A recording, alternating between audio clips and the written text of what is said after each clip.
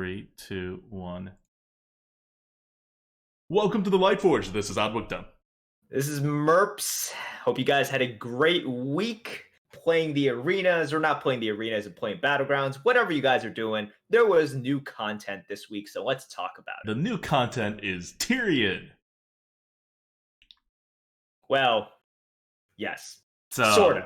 Not so really. Tirion did two things in this week, and he changed everything.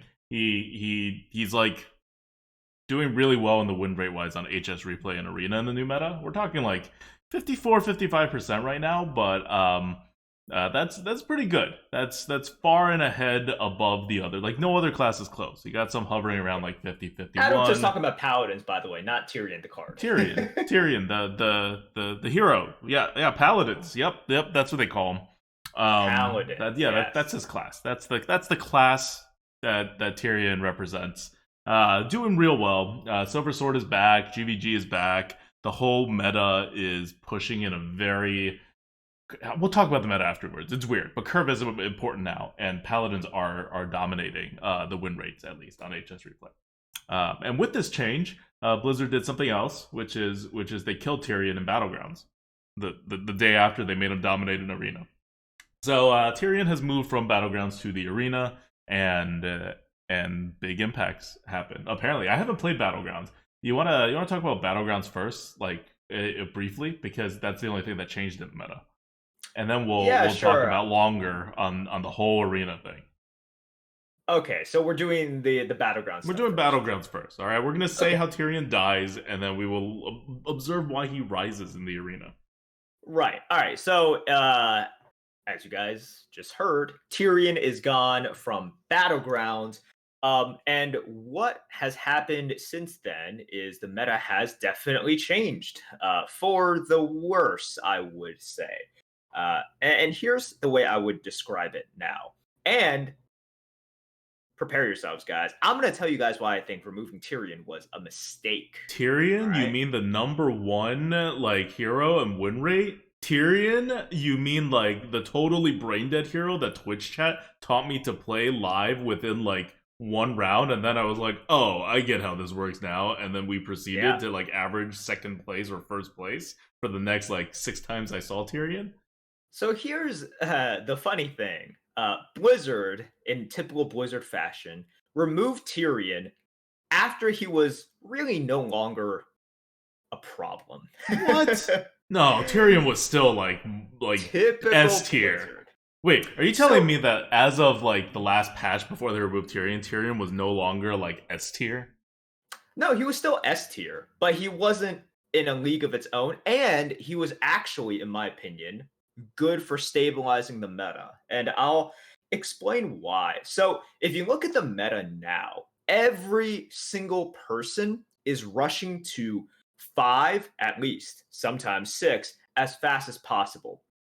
We're not even talking about getting there on 9 or 10 gold. Some people are getting there at 8 gold, which is insane. Like really, really ridiculously So to get there fast. at 8 gold, that means you level what? You level on 2, you level on... turn 2. So you level on 4 gold, and then what? You level again on like 5 gold? On 7 gold? Sorry, so you're getting the tier 5 units on 8. And then you you save it for the triple, and then on the next turn you can actually go to 5. Wait, but how do you do that? It's so hard to get triples now. It is not easy. Like to get them in like 5 turns while leveling, like while spending your resources leveling. It's possible. I mean, you freeze, you just play effectively, you play well. That still matters. But what has happened is that games are extraordinarily volatile now. And what you'll see is that because of what you said, the increased card pool, and the fact that people are rushing to tier 5 and getting tier 5 minions much faster, you are going to take a ton of damage in the mid game, and sometimes early mid game. It's not uncommon for you to take 20 damage or so in the early mid game, which is insane. And like what has happened is that First of all, if you look at the top two heroes before Tirion was removed, it was Tirion and it was Deathwing. You could Mm-hmm. argue either one was better. I Yep. think a lot of people argue Deathwing was better. I agree. But what Deathwing did and what Deathwing does now is Deathwing increases the volatility of the lobby because Mm-hmm. of the way that Deathwing operates, the how fast Deathwing himself tears up, and then also whether or not Deathwing or his opponents get a Rat Pack. Yeah. So all of this is very volatile. I've definitely been Um, Deathwing where 3 opponents in a row had a rat pack. mhm, It yeah. was not fun. And if you look at two of the heroes that people are picking right now, that people play, they are extraordinarily volatile. I am talking about Alex Straza, in which what two dragons you discover are it's pretty hit or miss, but you could either go from dying immediately to crushing everyone in the lobby by dealing 20 damage. Uh, and also Reno Jackson. A lot of people are Mm, playing Reno, and you could just be getting smashed, and then suddenly you have a Golden Baron, you have a Golden Brand, you just go to smashing other people, or you golden like a Razor Gore or something. Even the people that are playing earlier Reno builds, you golden a Soul Juggler, you're going to be stomping everyone for yeah. like the next 4 to 5 I was about to rounds. say, if you're playing a late Reno build, there's no way you live long enough to like get a Baron, spend 4 mana to You golden could. it, and then Mhm. stabilize to like that. You got to be dead by then. No, Like if you're rushing up, you can pull it off. I pulled it off before, but it really? is obviously It's much just the safer mechanics for you. don't like it doesn't line up for me. How do you can't even on turn 9 getting like a tier 5 unit is insane because it means not turn 9, sorry. Mana 9. Cuz like if you think about it, like mana 6 is the time when you should be buying 2 units, right? Hmm. So assuming you do that and then you level next, so you're on tier 3 next and then you just bought a unit. And then on 8 mana like you can't even level and buy a unit. You can just level. You know what I mean? Like you can't level and then triple up on the same turn for turn 8. No, So you you're have to playing level normally on with 8. Reno. Huh? No, you're playing. You're trying to play normally with Reno. So what you're trying to do is get up to 4 on 9 gold, Right. right? Mhm. Unless you just lucked into incredibly strong units Right. early on with a lot of buffs, and then Okay. afterwards, So on turn 10 you start trying to hit your triple.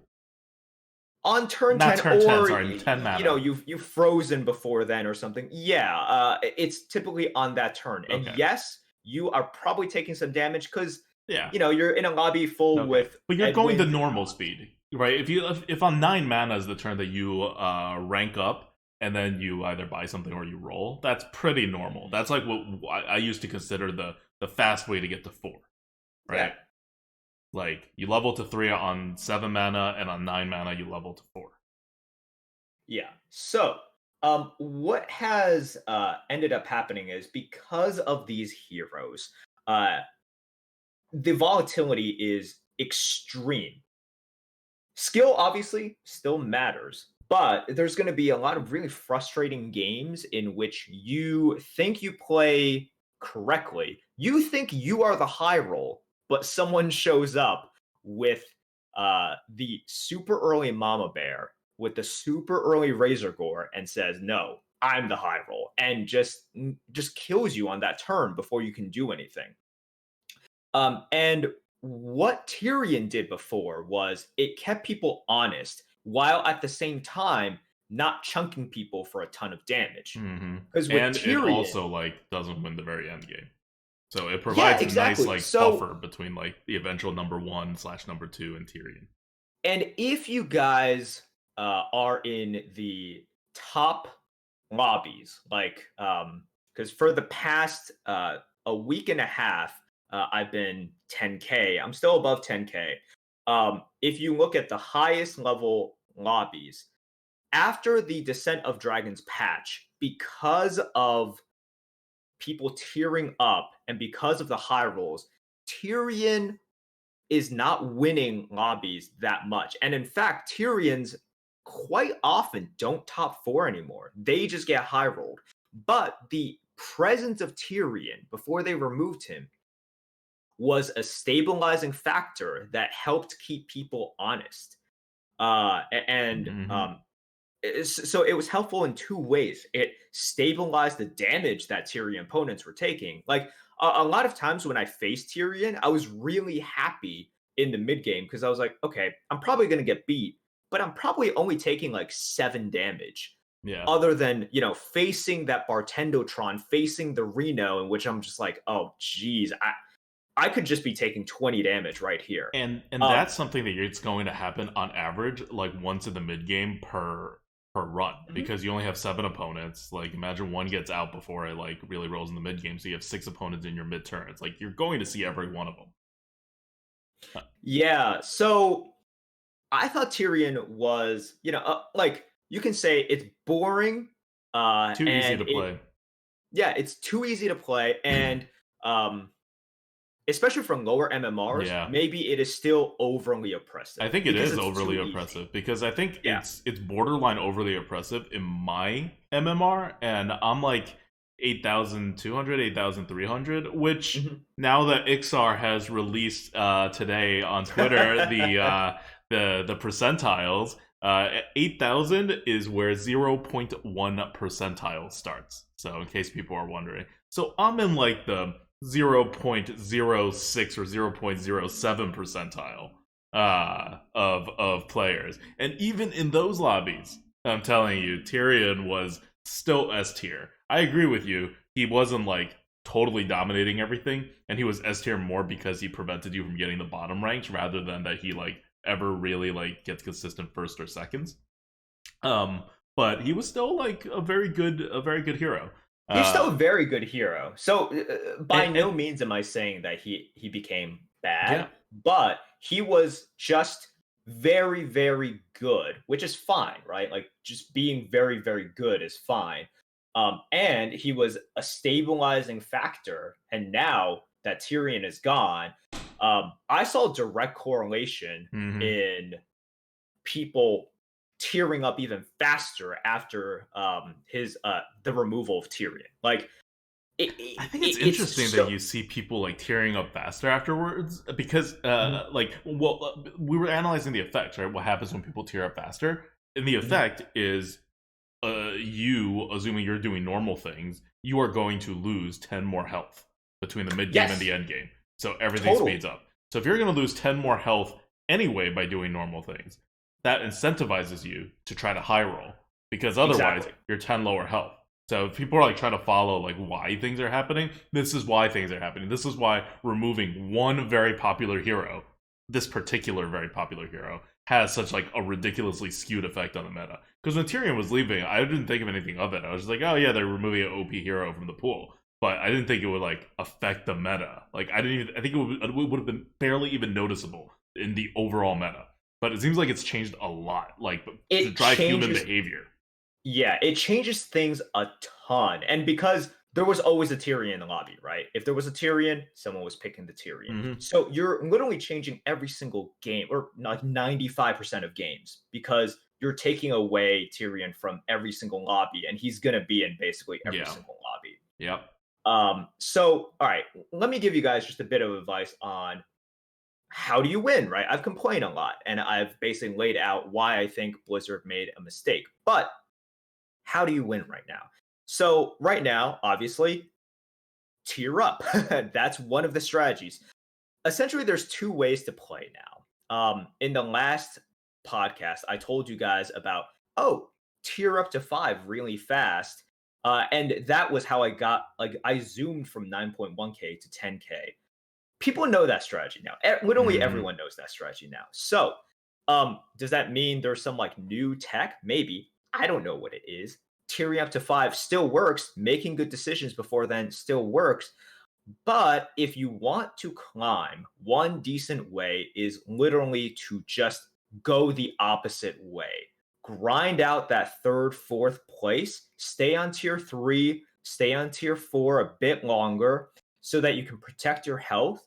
And yes, people will chunk you for like 20 damage potentially in the mid game, but health still matters such that if you have 30 health and they chunk you for 25, well, you're still alive. You live to fight another day, you beat your next opponent, and then maybe after that, suddenly you're top 4. So, what you end up doing in those cases is really just identifying that, all right, I'm a little bit behind. Even if I high roll, this is the important question you want to ask yourself. Even if I high roll in tier 5, what is my best minion? And if your best minion isn't even that good against other people's potential high rolls that you've seen, it's time to transition to just a defensive build. Mm-hmm. Stay on tier 3 for a bit longer, stay on tier 4 for a bit longer.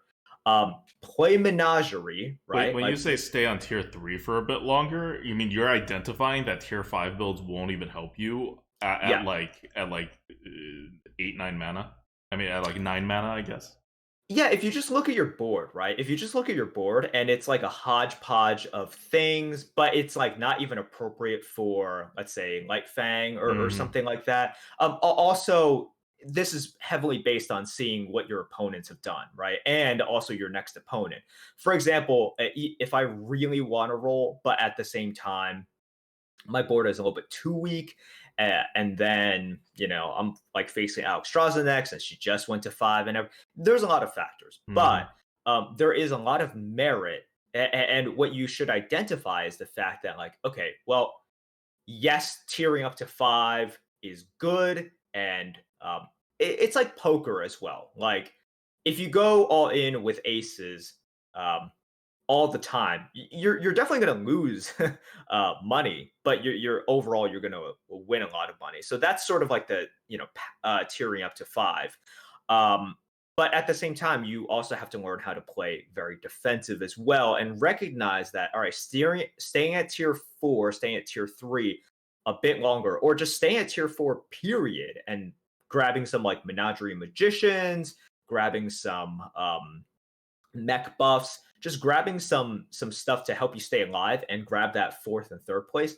That's also viable, because if you just keep on going for the high rolls when everyone is going for the high rolls, you need to identify when you are not really properly equipped to go to try to quote high roll, because whatever you get on tier 5, if it still doesn't help you as much as tier 5 minions are helping other people, Yep. you're going to get that top 7. So that is an additional Good. skill Good. that you guys need to recognize and need to start practicing now in order to climb slash preserve your MMR. So this week I've been trying some stuff. I've been, fiddling around. I've gained a little bit of MMR. Like, the swings are huge. The swings are really huge both ways. Um, and I can confidently tell you that that is sort of the way to play, but be prepared for tons of volatility in the mid game in terms of your MMR as well. Like, you're going to steamroll some people, you're going to get steamrolled. That's sort of what Battlegrounds is right now. So it's still a lot of fun, but yes, the volatility and the swings are huge. So, do you think this makes the game more or less hero dependent? Like, I'm trying to visualize this. So, like, there's always bad heroes in Battlegrounds, right? Some heroes are really good, some heroes are really bad. So, if you Mm-hmm. take a really bad hero and you are doing like if the meta is more normal, more slow, the better heroes usually have the early tempo gains and they are prevented from being like at the very bottom, and then they fight for the top. So I, I tend to think that a normal meta is good for good heroes, whereas a late game like a faster, more like you get to tier 5 and then you do something meta is better for weak heroes, because your great equalizer is not a hero power for the most part. It is instead what you do on turn 5. So that the early tempo like gains and losses like matter, they're less determinative of not just who gets like first or second, but even who lives until like third or fourth, and who leaves on like seventh or eighth. Or is that not like what you're saying? Like, do you think it impacted? This is a pretty major change in the speed of the game. Do you think Mm-hmm. it impacted like the positioning of bad heroes? Yeah, so bad heroes are even worse now. Ah, Like, bad heroes are really, really bad now. Good heroes are really, so really what good. makes bad heroes really bad? If what matters is getting to turn 5. So let's In order to show how bad heroes are bad, let's talk about two heroes that are considered, not Deathwing, but still top tier, right? Mhm. So you have Yogg, who Mhm. is random, but gives you early stats, Yeah. right? And let's face it, there are really only you're really only using the hero power like 4 times in the early game, and then after that it's conceivable that you never use it again, Yep. right? You like never use it again, so it's like wait. I'm getting random minions with +1/+1, and yeah, it's cheap, but like that's good. Like, well, how does that the savings in gold and the stats that you get in the early game create such good breathing room for you, and give you so many options. It's about that early snowball. It's kind of like why Paladin is good in Arena right now. Oh. Wow, look at that synergy. Look at that synergy.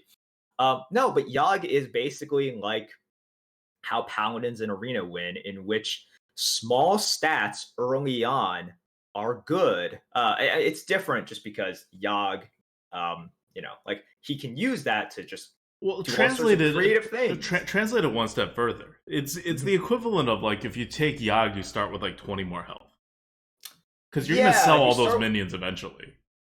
Like, so you're Yeah, starting with somewhere between 15 and 20 more health, I think. If you're patchwork, you start with 10 more health.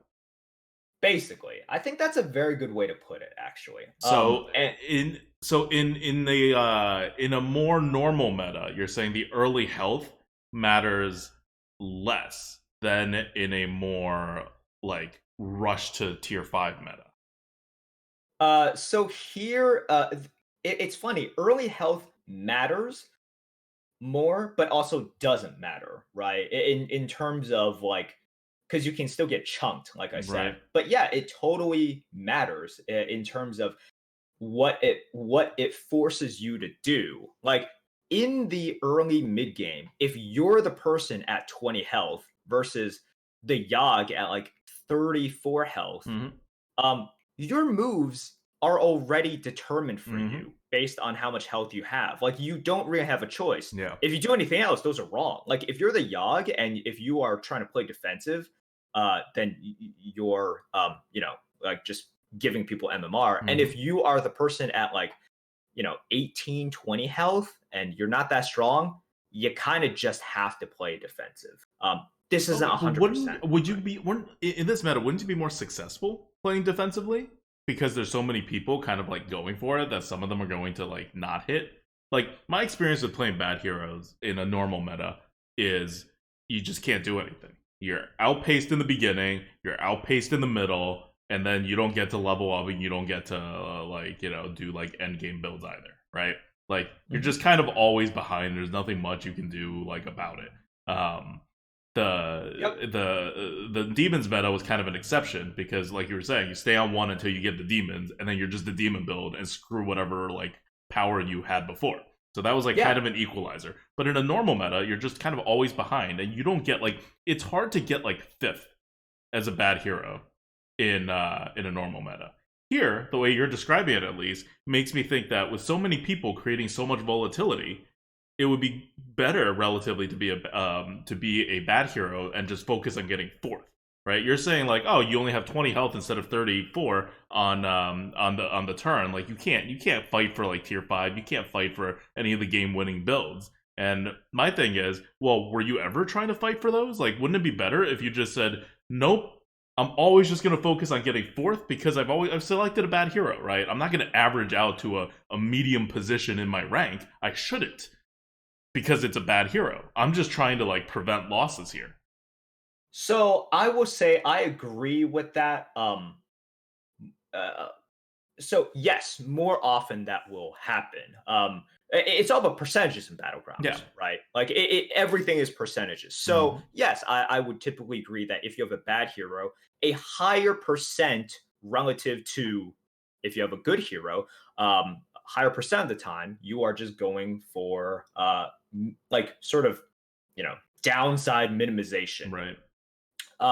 Which is why for bad heroes, a lot of the times I'll just play menagerie builds. Menagerie builds really just means a hodgepodge of tempo minions that are good, like that are at least decent. And there's no way that I'm getting first. I'm definitely not getting Mhm. second, probably. But I'm gonna fight people off. I'm gonna deal some damage. I'm gonna try to eke my way into the top four.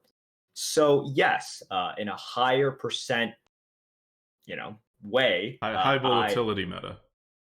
yeah, I am just trying to survive and not bleed MMR during those times with a bad hero. And for good heroes, you have so much breathing room. The difference Mhm. between having a Yogg versus having uh patches is huge. It's really, really huge. Okay. Well, I don't know. I haven't like been playing in this meta. Just in my mind, like going off of like how the game works, I would think it's better to be a bad hero right now relative to how it was to be a bad hero like 2 weeks ago.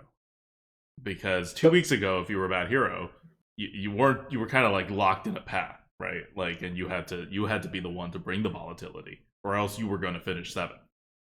And Yeah, so the problem with that way of thinking is, so you're thinking like, oh, if it's like really volatile, then well, that's good. If like this is like you saying like, well, if if you have a bad deck, you want more RNG. right. It's like if I'm not the best fighter, I don't want like a heads up fight with lots and lots of standardized rules. I want a bar fight, Yeah. right? Mm-hmm. Like I want things to be crazy. Yep.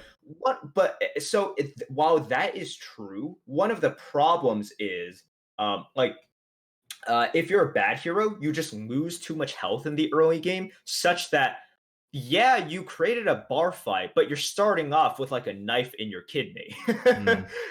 Like, so yes, it's better for you in that way, but it's really worse because you're just so you're at such a disadvantage. And if you try to high roll, you might get it, but you have such a higher chance Yeah, of I mean, just I think you dying. shouldn't try to high roll.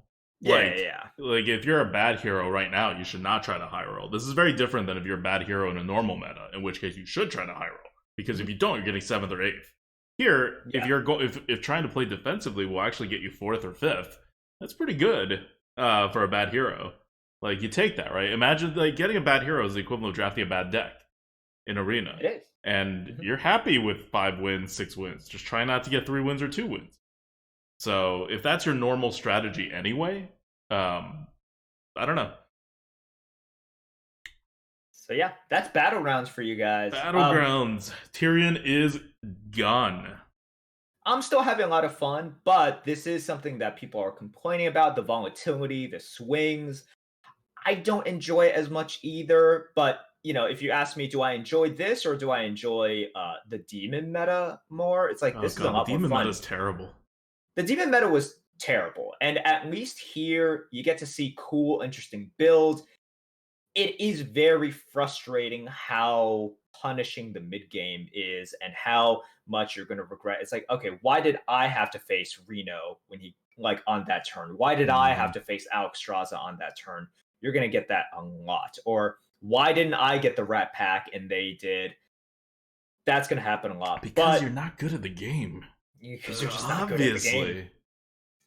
Obviously. So just recognize those two sort of ways to play the meta, and good luck to all of you guys. All right. So we mentioned this before, but Ixar also released today the percentiles in Battleground right now, and I just want to run through this really quickly because I know like people listen to this podcast mostly for Arena. We're covering Battlegrounds now too, but it means that unlike in the Arena, I think more of our players are going to skew worse on Battleground rankings, especially if you don't play a lot, right? You don't get the chance to rank up because unlike Arena, it's not like you're not going into the same lobby every time, right? You're MMR'd. You're put into MMR lobby.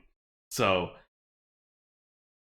normally, in my view of games, anything below a 25 percentile cutoff, and I'm not doing this just to be elitist. I just mean games have a ton of casual players, and it's going to be different for each game. But generally, for a game that has like widespread popularity, um, anything below the 25 percentile is like not the game. It's just people figuring stuff out. It's like people who have no interest in ranking up. It's like people who are like who care more about doing cool things than ranking up. It's people who are like just they may not like they have different goals, right? Or they just haven't gotten to their actual MMR yet, and they're just like climbing, right? So I would just set that meta aside in any analysis that I do right off the bat. Um, and the top 20 percentile, so XR didn't give us top 25 percentile, that's an arbitrary number I made up. But the top 20 percentile, so even more strict segment, is 5,500. So I think that's about where the game begins. 5,500 is where the meta starts to like sort of look like a real meta. Like people are trying, they sort of know how the game works. Then it gets the top 10% is 6,000, top 3% is 6,500. So between 5,500 and 6,500, remember, you get like bonus MMRs just for grinding all the way through, I think 6,000 was it? 6,000. 6,000. Yeah. So you get bonus MMR for grinding all the way through like top 10 percentile, which means if you just kind of play 50-50 and every single game with enough time, you will get to the top 10%. Yes. Top 3% is 6,500. Top 1% is the 7,000. So between 6,000 and 7,000, you get from I am a totally 100% average player in the pool that I normally otherwise would have been like, I don't know, 4,000 or whatever. And now I'm instead 6,000 because I grinded a lot, to the top 1% of players, 7,000. So that's a huge, ridiculously huge winnowing jump here for 1,000 MMR. And at 8,000, it's 0.1%. Like, that's where you get to, like, truly elite. Whenever I play a game that I know I'm not going to be good at, like, Battlegrounds is this middle ground, right? Like, there's strategy, which I'm good at, and then there's, like, thinking really fast and clicking really fast, which I'm not good at. So it's a mix. But if we were talking about, like, a first-person shooter, right? Or, like, a fighting game or something where I'm just, like, I kind of just suck at this type of game, so if I'm playing, I'm having fun. I'm trying to get to the top 1%, maybe even top 2%. So I'm trying to get to that, like, high 6,000, 7,000 MMR. And for this game, it makes sense. I'm at a little over 8,000, so I'm in the top 0.1%. And the 0.01%, at that point, you're starting to get into like the truly elite, is like 8,700. And I think if I like actually play the game more instead of like only playing like on stream, I would be able to get there. I think you can get there because it's still like it's half thinking, it's half clicking fast and thinking fast. And they've done so many improvements to the game to make it more about thinking and strategy than about speed. And I'm improving on speed from just playing the game more, right? So that's kind of where things are. The XR didn't go farther than that in terms of what the top whatever is, but what's top 200 at right now? Like literally the top 200 player. It's 10.15. Okay. So basically like 10K. Something. Yeah. So basically at 10K, you're in the top like 300, right? 400 maybe. Like you're in the top like countable numbers of players. That Blizzard cut off at 200, but could, presumably be counted further if you were like playing another game. So that's 10K. So at a little before 9K, you get to 0.01%. At 10K, you get to the top 200, maybe the top like 400. So extrapolating that a little bit, the 400, just stay with me here. This is going to be a little inaccurate, but let's say top 400 players is 10K. And I'm just going to extrapolate this from Blizzard. 0, 0.01%. This is like the back of the envelope. Like if you're wondering how the algorithm for the Lightforge podcast is built, it's a lot of reverse engineering random stuff like this, and then like finding the actual numbers, right? But okay. So what this means is there are, from Blizzard's perspective, there are somewhere around 4 million players. Oh, wait. So this 4 million players, this is just 4 million players who have completed at least 5 Battlegrounds games in the last 20 days. Yes. So, which is a lot. Like which is a lot. five games is a lot of games. These are not like super casual players, right? They're not just like, oh, I'm gonna check out Battlegrounds. Yeah, They have played Battlegrounds, like actually played. yeah, So yeah, so of the players who actually play the game, because I think they're not like this is a pretty reasonable assumption of like if you're looking at who actually plays your game, right? Like 5 games in the last 20 days, that extrapolates to around like 8 games over the course of a month, or 2 Battlegrounds a week, or like basically like half an hour to like basically like a half hour to 1 hour commitment to your right. game mode a week, which is that you're a regular player at that point.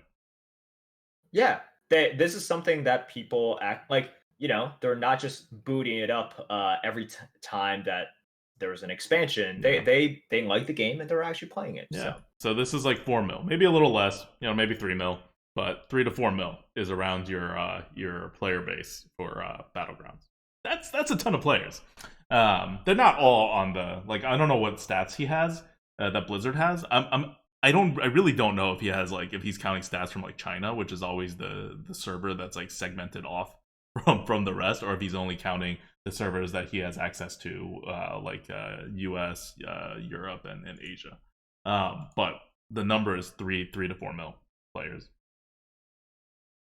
and that's a pretty legit footprint of a player base. Like, yep, I wonder what the arena player base is for people who have not that much. completed 3 arena runs in the last month. Definitely not nearly as much. Uh, Oh boy. all right. Moving on to arena. Arena got the wild rotation into GVG, Witchwood, SOU, Galakrond's Awakening, and Descent of Dragons. One thing you may have noticed. So one thing, I think they actually took away. I'm not 100% sure about this, and if you know, because like you've been analyzing HS replay data, which we can't get HS replay data right now because they didn't do like their data isn't. There's no segment that says the latest patch like they usually do for Arena, because much like Blizzard, when Blizzard is serving the Arena less, HS replay is also serving the Arena less. So we can't get the exact like data the way we used to be able to get from HS replay. But if you guys have like figuring out the data, or like looking at stuff, or just like kind of going by a feel, like maybe you're a hardcore player, you play a lot, I feel like Descent of Dragons is not being offered any more frequently than other sets. Like, I think there is no offering bonus for Descent of Dragons after this wild rotation. We can debate this. There's no definitive answer one way or the other. But I think like your chances of like being offered, like say a Twin Tyrant versus like is Warp Golem common? Warp Golem is common, right? Maybe it's not common. But like just any other common non classic card, I think is about the same. No, Warp Golem is rare. I was like, I don't see Warp Wrapped Golem. Wrapped Golem, sorry. Or let's say, okay, let's go with Pitcroc. So your chances of being offered a Twin Tyrant versus a Pitcroc is about the same. And at least from my drafts and from what I see, I think that's right. People obviously take Pitcroc a lot less frequently than Twin Tyrant. But I think that's about right. Now, Merps was saying before, and he's absolutely right. He's like, hey, I see more Twin Tyrants than I have before. And that's for one very simple reason. There's fewer cards in the game. With this wild rotation, they effectively got rid of one whole set from where it was, because they had one extra set before. So if Twin Tyrants is showing up in the arena at about the same or even an elevated portion, that doesn't mean they didn't get rid of the offering bonus. All the cards that you saw from before would have their rates be similar. Okay, so I don't know. I don't know what is going on with the offering rates, but if anybody wants to weigh in, this information has been asked many times on Reddit in the Arena HS subreddit, and no one's like kind of like posted anything about it, and we don't know either. But you do see, like, the takeaway from it is you do see a lot of Twin Tyrants, but you also see a lot of these other cards. It feels dominated. I think the offering bonus is still there, just because I see a ton of DoD cards, like big ol' whelps, the evasive Draconid, Twin Tyrants. Those things But those are are the ones that are so being picked prevalent. more. Those are pick They rate they based. do get picked a lot, but oh my gosh, I mean, this is really Like, not do like this comparison. Compare Piloted Shredder with Troll Batrider. I think those I are going to be more similar because you can't look at like looking at cards that are actually in decks is not a good way to do this. Everybody knows DOD, like people over exaggerate how good DOD cards are, and the DOD cards that you actually mentioned, then they're the ones that are legitimately better than everything else you see. Mhm. Um, so looking at the rates in which cards end up in decks is a terrible way to do statistical analysis right now. At least not when it comes to DOD dragons. So like if you want to compare Piloted Shredder and Troll Batrider, that'll give you a better idea of what's happening. Or like Candle Taker and Firehawk. Right? Like those are the comparisons you need to be making, not with Twin Tyrant. Twin Tyrant's not going to give you good numbers. So yeah. So anyway, the meta has come, and I think what everybody has pointed out is that it is very curve based. That's the first thing I heard when I was stepping into the meta, because I didn't start playing until Friday. It's been like a really busy week for me. Like I'm working like day and night and like all weekend on my day job. I had my vacation this week canceled. Like it's been terrible. So I haven't been playing much, but we did do, what did we do? We did 3 runs. Oh, we did 2.5 runs. So I did 3 drafts. One went 5 wins, one went 11 wins, one is like 3-0 right now. So it feels pretty normal for me in terms of how hard the meta is. And the deck that I brought to 11 wins was a rogue deck that really didn't have anything going for it besides like a flick compared to the stuff that I see. Overall power level, I feel like it's not even a bit up. It's about the same as it was before. But everyone told me curve is more important now. Curve, curve, curve, curve, curve. And predictably, whenever curve is really important, paladins tend to do well. And so druids also tend to do well when curve is really important. And so if you look at HS Replay right now, HS Replay, this particular data set for HS Replay is always updated in the last 48 hours. Paladin is number 1 at 54.5%, and Druid is number 2 at 51.1%. That is what you would expect when curve is very important. Now, keep in mind, this data is coming from the subset of HS Replay players, which we're talking about what meta you're in. HS Replay players are approximately, like 4.5 win players. They are significantly better than your average players, but they are not at the top. And from what I've seen in the meta, it seems like there's a much more significant, like, the barrier of entry, I think, for most people, because most people have been underbuilding their curves forever now. Like, there's been too many metas where curve just wasn't like as important, and then people just skip out on curves. It's not good practice, and you get away with it a little because everyone else is doing it. But as soon as things start tightening up, if you had been building the normal curve anyway, which was always good, then you are going to be in a good spot, because right now you have what is effectively like your normal thought process, right? You want your 5 to 6 2 drops at least. You want your 4 3 drops at least, maybe even 5 with how good 3 drops are these days. You want your 4 4 drops, and so on. So that's the space that you need. And in this kind of meta, if you don't have that, you're going to be pushed around by paladins so hard. You're going to have no chance to recover. So that's like a floor, right? Like when we say that's the best curve, we mean that's your minimum curve. You can always have more cards and just be like more aggressive of a deck, but you can't have less, because if you have less, your percent chance to low roll and thus lose just like flat out without anything you can do, not being able to apply your skill in the game at all, becomes too high. Like, it's kind of an arbitrary number, but that's been the general rules for the arena, for the base arena, since the game has begun.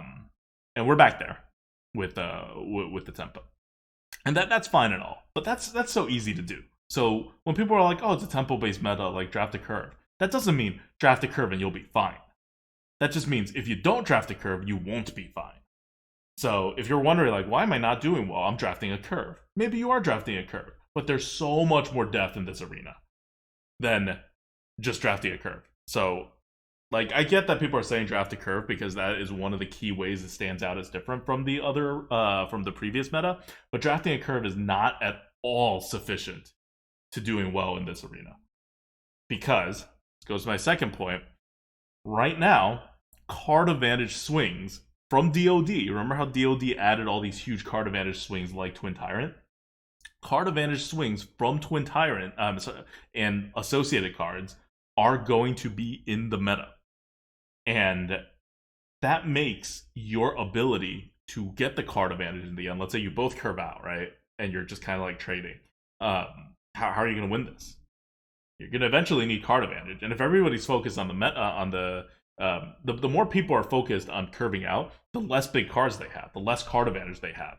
And if the total pool of the card advantage both sides have on average in a meta goes smaller, that means improving your card advantage by one card matters more. Because games are shorter and people have fewer cards. So if you can get one extra card, that matters so much more in this meta than in the previous meta. And people are not thinking like that. Why? Because we just came from a meta where card advantage did not matter. It did not matter because it was so much Descent of Dragons and everybody had insane card advantage and it was impossible to predict how much card advantage anyone had. And effectively, card advantage was like near unlimited anyway for both sides. So in that case, you just removed kind of an element from the game. But the card advantage element is super, super, super back in the current meta. It may not feel like it if you keep thinking, oh, I'm getting killed by Twin Tyrant. But for all the times you're not getting killed by Twin Tyrant, card advantage is going to matter. That's what wins and loses games, is that interplay. This is the classic interplay between knowing who has the card advantage and knowing when you need to go face. And being screwed. It used to be you get screwed on going face a lot more than card advantage because card advantage was more stable, whereas going face is like, oh, he played a giant taunt. Or like, he played two giant taunts, sorry. The first one I had a hard removal for because I'm a good player and I prepared. And the second one, I died. But now, with DoD, card advantage is also a bit in flux. But it's not any more in flux than how often pushing would get you screwed. So you're now just, you're less safe, right? Like, we've always said that, like, playing a long, slow game is for, like, people who, like, either they like long, slow games or you're actually, like, using less of your skill. We think you use more of your skill if you play, like, an aggro or fast mid-range game. Because you need to find the moments to actually, like, do stuff. Your decisions matter so much more. Whereas if you play a long, slow game, it's kind of like, let's look at all the cards in my deck. It's more stable, but it's less, like, skill intensive. It's, like, easier to handle. You're thinking about less things on any particular turn, but you're given the same amount of rope, which means you're just thinking about less things, right? You don't have to know as many things, and you get the same result from that kind of deck. So, I think this is still a very volatile meta. I don't think it's any less volatile of a meta than it was before, but it's volatile in a different way. What you're trying to apply your skill to now actually, like, the impact may not be that significantly different than the previous meta, but the type of skill it's testing is different. It's very different because your normal taunts are back. There's a normal amount of taunts now in the game, and that totally changes things because you're not just being tested on, like, how to prepare for your opponent's big cards. And I guess this is a test, but it's not really a test. Did you get the super good cards? Now, that's a smaller element of what you have in the game. And what you have a larger element of is the taunt and going face element. Whereas before, everybody pushed face when you got on the board. Why did you push face when you got on the board? Because no one had taunts. Very few people had heals. So you just kind of fall into this, like, kind of stale, double-sided, like, game where you're trying to push, obviously, if you have the board, and if you don't, and you always needed to have a plan for this because so many times you're going to be pushed off the board with, like, big swings, you're going to have, like, card advantage, and you're not in control of this later side at all, and you're not really in control of the earlier side because it depends on what cards your opponents have. Now everything is brought to the middle. It's brought forward, but it's also been brought to the middle. Because you can't just hang around and have really big cards and win the game anymore. Because of the tempo meta. If you try to hang around and have really big cards, that's why number one, everyone's like, oh, have a good curve. That's what's important in this meta now. Because you can't just hang out anymore and not have a good curve. And once you can't just hang out, and once that is no longer the optimal strategy where card advantage doesn't matter, everyone has unlimited card advantage, and tempo doesn't really matter that much in the early game because everyone gets to the late game, now you have a game. Now you have a normal meta where what you're testing for are that mid-range skills. So what matters now in this meta? When drafting, make sure you draft a curve, but that's not going to separate you from the crowd. At least to whatever extent it separated you from the crowd last week, it's not going to next week or the week after that. Keep in mind about this card advantage thing that I've been talking about. Don't be afraid to draft big cards because you need to beat your opponents on card advantage at some like a certain percentage of games to win them. And then worry a lot about that interplay between when you need to go face, when you need to taunt up, when you need to hold back removals to get through things in order to go face. In that 11-win run with the Rogue, of the last like 4 games that I won, if I had gone face 1 turn earlier or 1 turn later, either earlier or later, instead of trading on the earlier side or later on the keep trading side, I would have lost each and every one of those games in retrospect. But we won each and every one of those games because we found the right timing and we didn't get screwed by RNG. Now, some of the games we lost, we may have found the right timing, but we got screwed by RNG or the situation never came up. But that's the kind of tension that was almost never there in the previous meta. You'd face that kind of decision like once out of every 6 games at best. And now it's like every other game that kind of decision is going to matter. Because everyone's building their decks in a more narrow range. It's pushed up. Tempo matters. Like, I hesitate to call it a more skilled meta because the variance is still so high. DOD is still in the game. But the types of skills that matter less is broader, if that makes sense. Definitely feels better. I played 2 runs, or 2.5 runs. I played a Hunter run, a Rogue run, and I'm in the middle of a Priest run. The Hunter and Rogue felt really good. It went 7 wins, it went 8 wins. The Hunter deck was not high quality. The Rogue deck was not high quality. As you can see from the win rates, those aren't, like doing as well as Paladin. But good decision making, good, like putting stuff out onto the board. It helps. It's really good. It's opened the game up to a point in which I think I agree. It's definitely a little bit more fun than the previous meta, in which obviously, if you guys saw that I only played BGs, I did not enjoy the previous meta, and this is definitely more enjoyable. I still find BGs just a little bit more fun right now, but I think Arena with the rotation has gotten a lot better. A lot better. Now, if only Blizzard did what everyone wanted and removed DOD from this rotation. If only. Yeah. But it was good. Like, I didn't think about it before in the preview, so you didn't hear me talk about this at all last week. And I should have. I should have pointed it out because it was so obvious in retrospect. And if I had, like, sat there, like, if I had the time to sit there and, like, do, like, a full analysis on this rotation, I would have gotten there. But Witchwood and definitely GVG are like very curve heavy expansions, and SOU wasn't a slouch either. So there was a whole bunch of sets in the middle there. Like not Ungoro was also a good curve set, but besides Ungoro, I think everything that happened after TGT was like very meh on curve. Like besides Witchwood and Ungoro, those were the ones that were anchoring it. And then everything up until this year, so everything up until Rise of Shadows, was very on curve. And so whenever those sets come back, it's the curve gets a lot more iffy. But when those sets are not in, and right now there are no sets that are terrible on curve that are in this meta. So you just have a pretty robust curve drafting going on. And with Paladin setting the tone, right, you also have a pretty robust curve meta. Yep. All right. So that's kind of it. Arena is like in a better place, but man, DOD, what a buzzkill. DOD. I'm really curious about. So the one thing that didn't happen, is they didn't announce what everyone was excited about yet. I really thought it was going to happen last week. But instead, they gave us the arena rotation as they promised, and then they removed Tirion, which was, I think, a little ahead of what they promised. And from Battlegrounds, and they didn't tell us what everyone was excited about. There was no like preview of the next year, so maybe that's gonna come next week.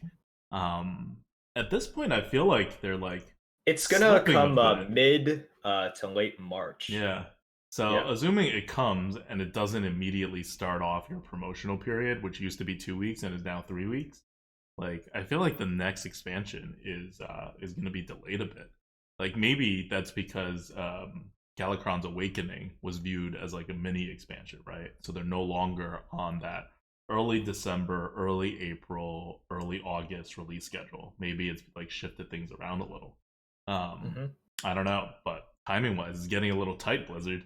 Like I feel like we may be getting like a late April release now, if not an early May release. Probably not early May, probably like more like late April rather than early April like we're used to. Cool. Any question from the GOAT? Nope. No question from the GOAT? Come on. Nope. What? Nope. What'd you have for breakfast today? What I have for breakfast today? Oh, I had a... Okay, guys. I'm going to go on a rant now. See, you thought you'd ask an innocent question. Little did you know what my breakfast was doing. Okay. You never eat healthy anyways. Well, I mean, that's why people care. If I ate healthy, who would care about my breakfast, right? No one's asking, like, vegans what they had for breakfast. Okay. And I don't even know if vegan's healthy. Okay, so here's what I have for breakfast, and this is something that you have to try if you haven't. You probably have this available to you in your city or in your suburb even, unless you live in New York City, in which case this is not available to you. It's like the one thing not available in New York, but is available everywhere else in America. And that is a made-to-order donut. Like, they make it for you on the spot. Not like a donut that was freshly made at like 5 a.m. and then you buy it at like 7 a.m. I mean, like, you order it the way you want it, and then they go out and they make the freaking donut. Like, the dough's already there and whatever, but like they start heating it up and frying it and like, you know, doing all the whatever like at that point. So whatever made to order donut places around you, and there's a number of these, and I've tried all of them and they're all delicious. I have my favorites, but yeah, definitely give it a try. It is life-changingly good, and it changes the way you think of a donut. It barely even tastes like a donut. Like, if you can imagine that a donut could taste like 10 times better, which is hard because donuts are generally pretty good, that is what a made-to-order donut is like. And it's usually like $1 or like some ridiculously cheap amount because it's a donut. You know, they can't charge you that much for frying dough. So good. Like, that's the way to eat donuts, guys. Check it out. Like, Google it. I'm almost certain you have one in your city unless you're in New York City. Like, I know all the cities along the East Coast have them. Like, Philly has them, Boston has them, DC, Merps has them, as well as random parts in Virginia. Baltimore has them. I'm in Charlotte. We have them here. Raleigh has them. But yeah, definitely try it if you haven't. And if you have and you don't think they're a big deal, I don't know you. I will not associate with you in real life. It's okay to not eat donuts for health reasons, but, just like have one. It's like, just have one so you know what you're missing out on by being healthy. That's my donut rant. Thank you for that. I think it will make a lot of people happy. That's what donuts tend to do. Thank you for sharing that. Until next time, this is Adwicta. This is Merps. Bye. See you guys.